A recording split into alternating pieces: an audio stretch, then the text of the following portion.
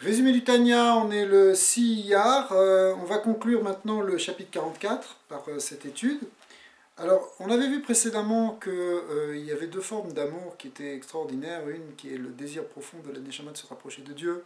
et la seconde qui est le désir de faire plaisir à Dieu comme à nos parents. Ces niveaux qui ne sont pas si faciles que ça à dévoiler, en même temps c'est possible, on a vu que c'était dans notre possibilité, ça demandait de la méditation. Et bien maintenant, le Admor Hazaken va dire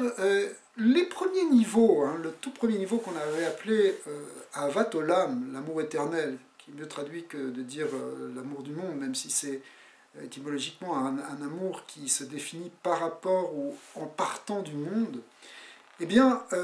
finalement, celui-là, il a aussi son avantage. Il a un avantage parce qu'il vaut mieux que cet amour éternel qu'on peut avoir vers Dieu, qui est un amour en réalité qui vient par la méditation aussi de la grandeur de Dieu, eh bien,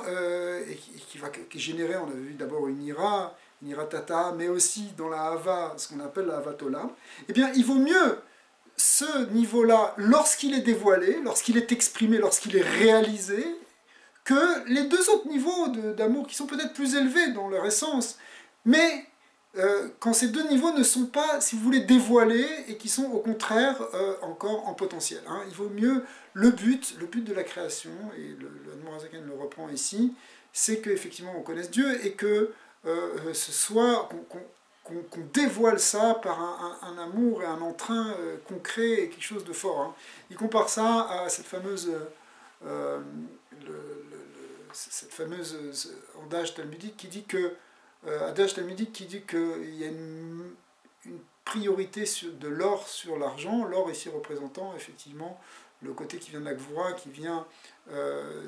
justement de cette flamme là quand elle brûle, c'est mieux que des niveaux plus grands d'amour et qui sont comparés à l'argent étant de couleur blanche, le mot kesef, voulons dire kissou, voulons dire la force de l'amour, mais lorsque cet amour n'est pas encore complètement dévoilé de manière effective. Donc il vaut mieux quelque chose qui soit d'un niveau peut-être plus bas, mais qui soit réalisé de manière effective et de manière concrète, dans lequel on voit un amour qui va, par exemple, qui va nous faire courir pour faire la Torah et le mitzvot, plutôt que des grands niveaux d'amour, mais qui restent encore simplement dans le domaine intellectuel et qui ne sont pas révélés complètement au niveau du cœur. Alors, donc finalement, ça va encore dans le sens de ce qu'on disait hier, c'est-à-dire que dans notre avodat de Benoni, eh bien, finalement, on peut arriver à quelque chose d'extraordinaire. Donc, même si on dévoile de manière dévoilée des niveaux d'amour qui sont pas les niveaux les plus élevés, on va laisser ça peut-être aux tzadikim, mais même si nous on dévoile ces niveaux d'amour-là, en réalité, lorsqu'ils sont dévoilés, ça a une valeur qui est la valeur qui donne un sens à toute notre existence et à toute la création.